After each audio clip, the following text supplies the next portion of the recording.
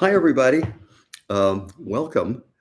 We'll get started in just a minute. I thought I'd give a few more minutes for people to gather. I know several people I know have expressed their desire to be here, and I thought we'd just wait another minute to gather. So let's be calm. Take a deep breath. Relax.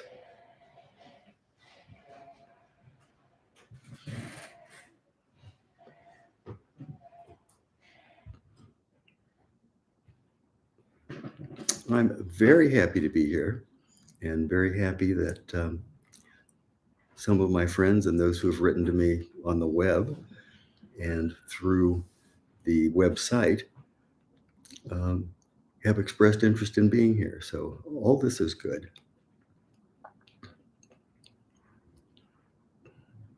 Giving just a few more minutes.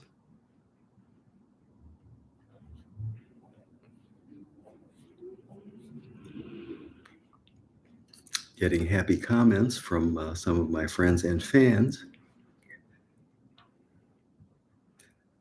So let's just take one more minute and let those stragglers gather.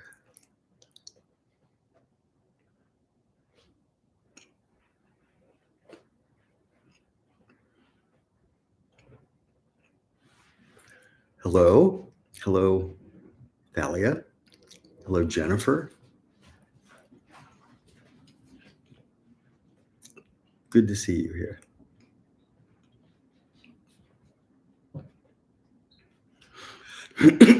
Okay, let's get started. We are here for the official launch of this book, which turns out to be my second book and follows the first, which was titled Here Now One, by almost a year. This book came into being, I won't say by accident, but by, let's say, persuasive inspiration. I have received a lot of comments about my first book, and of course, my interest is not simply in being philosophical about things, but providing a real life method and methodological framework to do more with the interior life, with oneself, with the spiritual life, with one's own life, rather than just thinking about it and talking about it, or even reading about it. My goodness, over the last couple of decades, I've been exposed to absolutely wonderful discussions and literature of a philosophical nature, of a spiritual nature, and for that matter, of a cultural and sociological nature. But focusing on the philosophy and spirituality, it's very apparent to me that talk is not enough. And these wonderful essays and writings from history, from all over the world and from every tradition are inspiring and sometimes challenging and generally encouraging, but reading simply isn't enough. And that one has to do things that engage oneself in order to make one's life whole or one's spiritual life real. I frequently talk about the spiritual life, but it can be seen as an analogy to the rest of life or other interests. But it is one of the things that tends to bring us together because many of us understand that there's more to life than we see, know, get, and that somehow we can have more, we can see more, we can know more. Finally, we can know that which is real. And this classically is called mysticism. Mysticism is properly defined as the proposition that God can be known directly. And putting that in, I suppose, modern language, one can say one can know the real immediately in one's own experience. But one has to know how.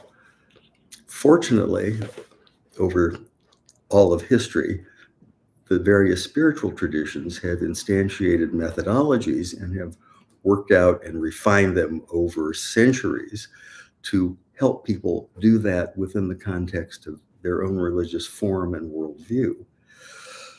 But those views may be different and may be more or less actionable by people from a similar tradition, culture, worldview, or not. So, in spite of what may be said in terms of formal explication, what I've turned to is the experiential side, drawing on inspiration from people I consider my teachers, to explore the reality we can know by knowing ourselves, and hence the title, Know Yourself. So, again, the effort here has been to produce a workbook, something that will help guide the practice of opening yourself up and knowing yourself and knowing the world and knowing the real in more depth, more clarity, and more immediacy. And that process is here in a workbook, which I think it may not be absolutely unique, but there's a lot of spiritual literature out there, and there's a tremendous amount of self-help literature, but there really aren't many workbooks. And I thought, given the encouragement I had received after the publication of Here Now One, I would take some of those things that were in discussion and turn those into positive exercises. And that's what a workbook is. It's positive exercises. And in that connection, I would like to say that it is a workbook. This is not intended as a piece of literature or something you can read and be done with, but it's something to engage. And I try to say that very positively and very strongly in the introduction, that in order to use this workbook, you have to use the workbook, not just read the workbook. And it's written in such a way that you can do that easily and quickly with everything immediately at hand, because the workbook will ask you questions and ask you to immediately respond to those questions in your own words, as simply, as clearly, and as possible, just writing to yourself, but taking that step to actually journalize your response so that it can engage you and not just be another object of thought and consideration.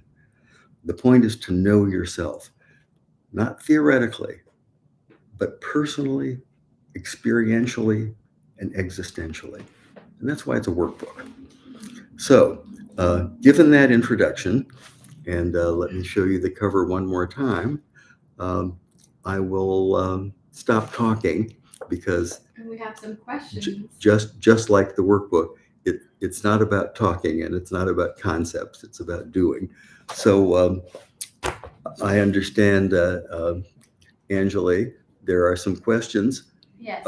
Without further yakking on my part, let's get to the questions. Yeah, and thank you, Terry, for a great introduction. It's always good to have that sort of introduction from the author as opposed to reading it and then delving into exercises.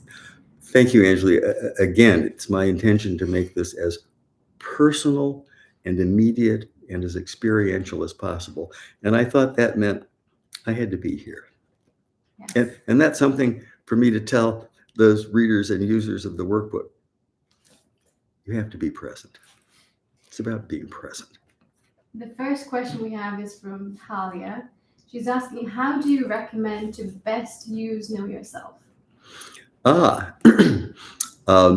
think one can best use Know Yourself if you set aside some time on a regular basis and consider it an important activity in your life, much as you might consider working out.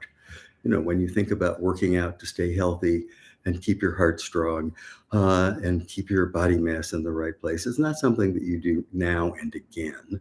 It's something you plan for and do every day.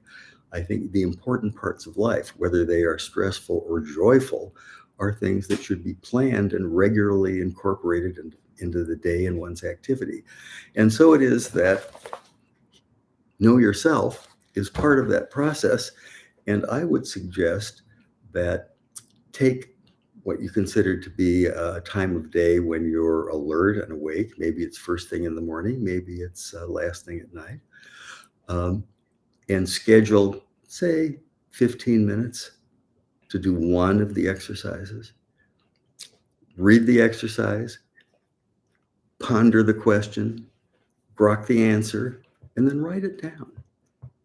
That's the process. I think regularity is an important part of this. I hope that's helpful, Thalia. Thank you, Terry. We have another question from Ina. She's saying, why is it important for people to know themselves? Well, know thyself. You know, that's what it said on the temple at Delphi, the most important proposition in life. And as is said in Islam, he who knows himself knows his Lord. Knowing yourself is the access to the most profound knowledge of existence there is. And without knowing yourself, all these objects of consciousness are distractions. They're just concepts. But if you know yourself, you know things in a real and immediate way. And think about knowing yourself. Think about the experience of knowing yourself. What a miracle experience is. Just think about it. What an amazing miracle experience is. Not thoughts, not concepts, not ideas, but experience. Think about that one for a while. Okay. Thank you. We have a comment from Jennifer, and I feel like there's a follow-up question relating to her comment, which is, the cover is amazing, just like your content. Can you tell us more about the cover, please? I'm happy to tell you about the cover because, like so many things in my life, it was a great surprise to me. I have a friend who is a professional artist, Ida Murad, and she's done a couple of paintings for me and suggested one afternoon that maybe we work together and I try to paint something. And this is the result of that effort. And I'm very, very pleased to hear that you like it. I'm a little too close to this art personally to be able to be objective about it, but I like it and it means a great deal to me. And it's heartening to know that someone else responds to the art, because this is a brand new adventure for me. But thank you so much. Much appreciated. Lauren sends her congratulations on your book. She also has a question. Why did you choose to make a workbook? Well, this is very important to me. And it's because, as I have said on many occasions, I've heard great lectures and I've read great literature about the most important ideas in the world over the course of the world. And it suddenly was very, very clear to me that those were just ideas. And unless I could take the profundity of what's being said and put it into my own life so that I can transform, transcend, modify, perfect my own existence in light of those things, if I didn't do that, then they're all just ideas. They're just concepts. And some are good and some are bad and some are better than others. But unless you can incorporate that into your life and live not simply as a matter of concepts, but experience, something falls short. And it's very important to me to be able to pass that along, not just as ideas and concepts, but action. And a lot of this in many ways has to do with the ability to be available in terms of relationships, principally one's relationship with the real, the divine, with God, but also in terms of relationships with other human beings. There's a lot of hard science that tells us that the thing that is most important in life are relationships. And generally, when people take their last breath, they don't say, gee, I wish I could have been more success. I wish I could have made more money. But I wish I had said such and such to so-and-so. I wish I had told so-and-so I loved them. I wish I had had a fuller relationship. And, it all sounds good and we can snuggle up to these ideas, but there's a lot of hard science that says that's true. So in that connection, I wanted to make what I consider the process of life and the process of knowing oneself more immediate and more usable. And that's why it's a workbook. Please enjoy it. Thank you, Terry, once again. And this comment is inspired by Tiana. She says, I really liked your first book, Here Now One. And I was thinking of giving something like this to my brother because he really needs this, but he's not so much of a reader. Could I give him this one that seems more practical, or does he need to have read the first one to do this? No, I think this one stands on its own. And the exercises that are provided are intended to help everyone. I don't know that I can really address everyone, but I've tried. Without any background, without needing to know any vocabulary, without needing to situate themselves within some kind of formal traditional structure, but just to take it one at a time and move forward. And yes, I think if someone is not much of a reader, this is the perfect book for them, because that which is written is short and the questions are also short, and there's also a space to respond to those questions. So yes, if somebody isn't a reader and doesn't have a background and doesn't have the education or the traditional orientation, give them this book. It's something to do. It's real. It's a place to start. Thank you for the question. Jafar has a question, and the question is, what makes this book different from a whole lot of other books that touch similar topics? Well, let's see. I'm not sure that I can address that question directly, other than it's my take on it, and it may be similar. I really haven't found that many workbooks that address these things in so many words. There's certainly a tremendous amount of self-help literature out there in the world, and many, many people who want to tell you what to do. A very small subset of that are those who offer instructions and help, and sometimes workshops and seminars on helping you do that. Oh, that's good. But I think this really is different from a lot of the literature out there in that it's intended to be personal and immediate, and it's not addressed to anyone else other than you, the reader. It's supposed to help you. I hope that answers your question. Thank you, Terry. Next one is a big one, so I'll go I'm ahead going and to have a take little that coffee before I. Yes. Marco says, hello, Terry. Sorry I was late. Can you please explain how you got started with the self-discovery journey? Yes, that's rather a long life story, but I'll try to put it into as few words as I can. It started with the intuition at a fairly young age that everything did make sense, that finally things made sense, that ultimately there was one truth, one reality that made sense out of all of the others. The question is how to find it and how to live that way.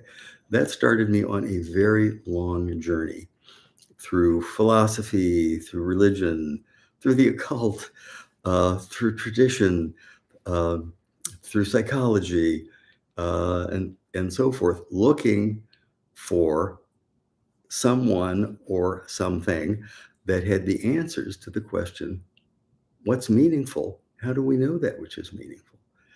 And in that process, I slowly began to understand that so many of these wonderful time substantiated processes had to do with knowing oneself, with peeling back the layers of one's interior so that one could finally find that which is real and not imaginary. That finally led me to this practice in this book. And I offer this book as part of, as an answer to this journey that I've been on so long. Thank you. A journey I really believe in. Kathleen says, what would you say is the best way to get started with the book? All right. Fair enough. I would look at the topics in the book and find one that you resonate with and say, aha, that I want to know more about that, or that sounds like me, or what does that mean? However it strikes you, go to that topic, read those questions, journalize the answer, and then do that again. There is nothing in this book that says it has to be executed in a particular order. There's no formal hierarchy. There's no sequence. They're all intended to be good, helpful questions. Some of them relate to each other, some of them don't. But I'd scan the topics. I'd go over the table of contents and just see if there's something that strikes you, and then trust that intuition. So much of life, I find, is really about the process of learning to trust your intuition. So let that be your guide. Grab the book, look at the topics, see what turns you. Thank you, Terry, once again. Donna is a psychology student, and she's asking, I'm really interested in the relationship between mind and spirit. Do you delve into these topics in the book? I think you will find more of that discussion in my previous book, because these things are important to work out and understand. The difference between mind and spirit is one that's explicated at length in some of my literature, but I can give you a quick distinction between the two, and that is the things you think about are mind. The thing that knows you're thinking about those, that's spirit. And it's very easy to get lost in the mental world of ideas and concepts and not pay attention to that which knows, that which is certain. When you work through a set of propositions and you find that eventually you've come to the point where you think you've proved something, or you see it as true, or you acknowledge that it's right, but it's that part of you that acknowledges that knows that. It's not the part that has weighed all of these things here and there. It's the part that knows, that grasps. And it's the part of you that is hearing these very words that I'm saying now. That's the difference. I hope that's helpful. Thank you. John says, Terry, I have followed you since you started. You were put in my journey, and I couldn't be more grateful. John, thank you. I find that heartening. That means a lot to me. If I can be more help, let me know. Please stay in touch. I am interested in hearing from, because I learn about what I do that is helpful to people, and that's an important part of my journey. So, John, thank you. Stay in touch. Talia says, thank you for the recommendation for doing one exercise a day. That makes it easier to incorporate into my life. Well, Thalia, thank you for asking that question, I guess, a few minutes ago. I'm glad to know that it was helpful. And yes, one a day is a great way to do it. But as I said, it's helpful to schedule these things. Schedule is important, and it's necessary to prioritize and make room in your life for that which is important. And I say that about this particular book and journey to self-knowledge. But let me also say this about joy, because joy is like a property of existence, but we all too often get distracted from it, leave it behind, don't pay attention to it. yet we can find it in our lives. And one practice I would like to suggest to everyone is that find the thing, a thing that brings you joy in your life, and schedule it. Plan on doing it, not just once, not just today and tomorrow, but put it in your schedule daily, bi-weekly, weekly. Make a place for it and then do it.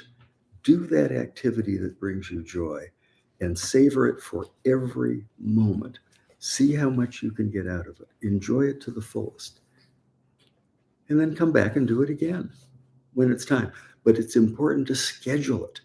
It's important to impose, in this case, impose joy on your life. Please do that. Thank you, Terry. Hassan says, congratulations on the launch of this beautiful interactive workbook. Oh, thank you. Much appreciated. May it serve you well. And however you respond to it, I'd like to hear from you. And then we have a question from Louis. The question is, this sounds very promising. Do you think this could become a program in the future? Interesting. This is Lewis. Yes. Lewis, you're not the first person to suggest this, and I think an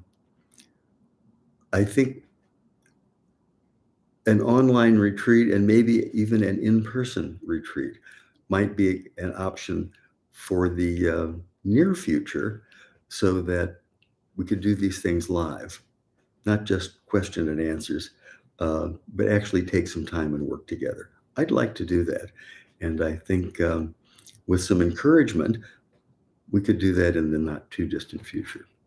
I'd like to do that.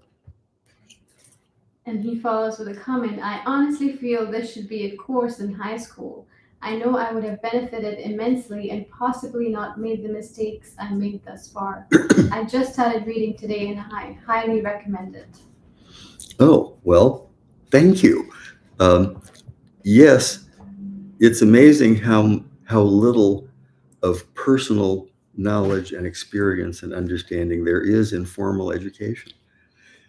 Formal education also often is about memorization or about concepts, which may be important for the conduct of life, but finally not about knowing ourselves and asking the big questions that we can all answer, really, if we pay attention and work through it.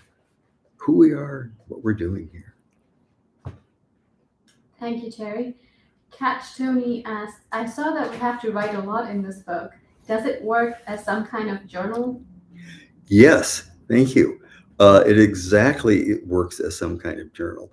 The point of journalizing is so that you can respond to the questions that are being asked, but not simply quickly with a yes, I get it, or I'm like this, or this is how it works, but to actually write it down. In writing it down, what you do is you objectify your own thoughts about the question that's being asked. And it's not simply an answer, but it's a way that you get to work out what you think is the best answer for you in the best phraseology that you can use that expresses yourself. And when you do that, you get to hear how it sounds, and you can say, wait a minute, that's not right, or that's how I usually respond to these things, but that's not really what I think. So it's important to journalize the answers, and there's nothing here that requires a lot of time, but actually journalizing the response you have to these things is very important, because it gives you a window on knowing yourself, not just answering the questions, but looking at your answer and how you formulated the answer. And let me suggest that because of that, answering these questions in the book may be better done in pencil. So you can revise what you said after you listen to it. I hope that's helpful. These are wonderful questions and they keep coming. So I want to give them each enough time. We have congratulations from Farhat Awan. And then Thank you.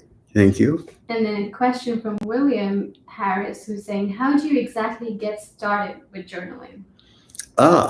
Well, I think by leaping over that question about how, because so often that question, how, leads one to ponder the various styles and possibilities and things that could happen and what is the best way to do it and what have others said, and maybe I can read some books on how that's best done and so forth. Uh, and all of that's getting in your way. So the best way to start on journalizing is just do it. Just start it. And then look and see what you've done. And then do it again. It's a great trap in life to think you need to study about these things before you try them, because what you really want is your own experience, not an idea about what is happening. Thank you. Priscilla has a question. If you could say 3 words that describe this book to convince to someone to read it, what would you say? Does it have to be a 3-word syntactical sentence or just plain old 3 words? Because I would say something like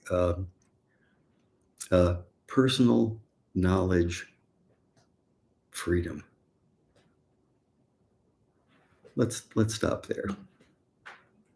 Thank you. Richard has a comment. He says, Terry, I'm always so amazed by your content and how you share different type of content. You can tell you put a lot of effort in it, and that means a lot. Thank you so much. I try to make these things as helpful as possible, and that means putting some effort into them. And I appreciate your acknowledging that. It means a great deal to me that you think it's effective. That was my objective all along. Thank you. Neil says, this book made me think that the most important point is that to accomplish things you really would really like, it requires you to do things in the interim that you might not like. When you think about that, you realize why you haven't yet accomplished those things. Yes, I think that's a valid observation. So often, if we don't get distracted by other things, we miss the components that will allow us to achieve what we want to achieve. And it's a process of knowing both of those things and managing both of those aspects of existence that allows us to get what we want, be who we want to be, accomplish what we want to accomplish, and do the good in the world that we set out to accomplish. So yes, both of those sides are important, worth looking at, certainly. Thank you, Terry. Anthony Miller has a question. He says, hello from Liverpool. Well, hello, Liverpool. Were you inspired by someone to make this book? Was I inspired by someone? I feel that I'm inspired all the time.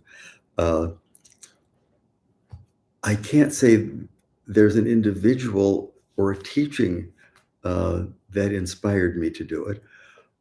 It's rather more a confluence of activities and influences having to do with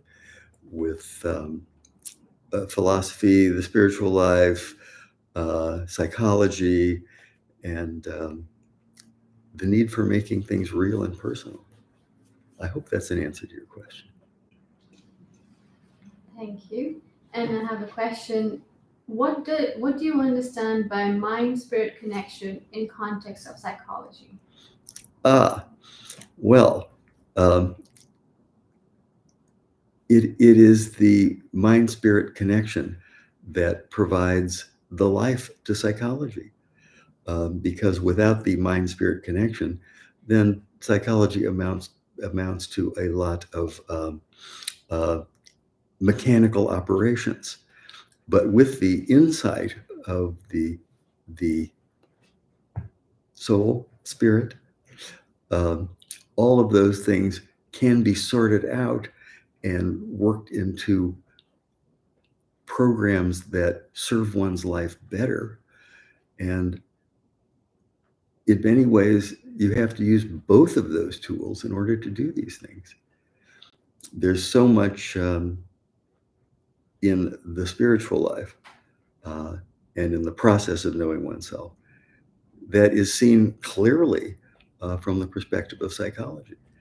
Now, there is a difference, which isn't to say that one is not important to the other.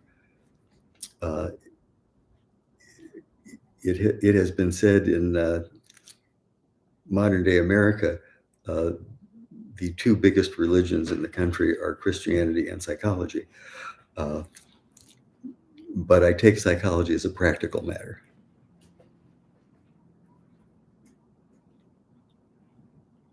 I hope that's helpful. Thank you, Terry. Neil has a follow-on question and is asking, is journaling the same as keeping a diary? I've written diaries for my whole life and don't know if it is the same. Good question. I think keeping a diary is a good thing to do, particularly if you every now and then go back and read what you've written. Journalizing is a little bit different in that it's like keeping a diary, but it's a guided process.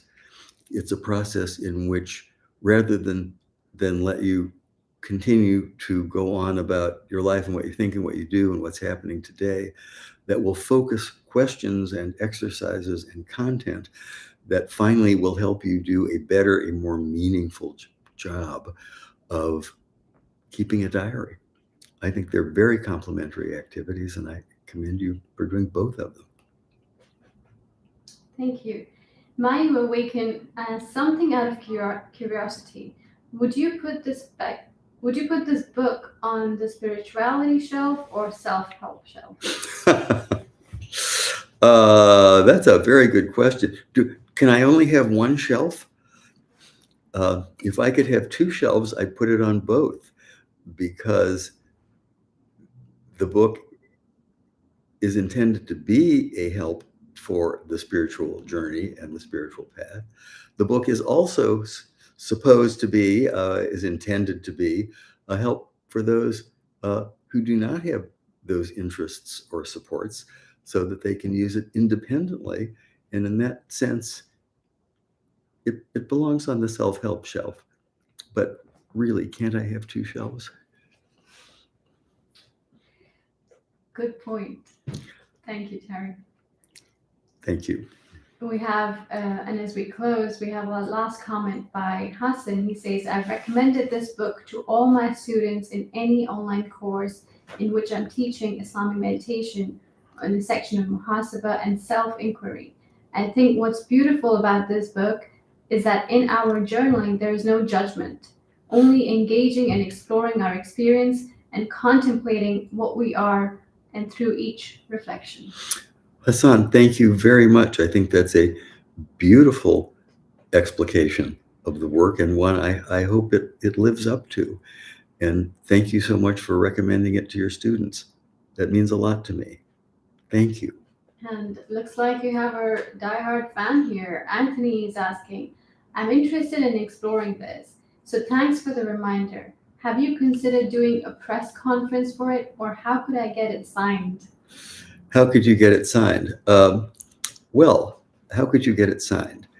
I think you can buy it on Amazon. And then, of course, you'll want to review it on Amazon, and then send it to me, and I'll return it signed. Happy to do that. All right, I think that's enough for today. Thank you all for being here. I'd like to do this again, and following the suggestion from earlier, maybe we'll do this as a retreat, either online or in person. Let me hear from you. Thank you. Thank you, Terry.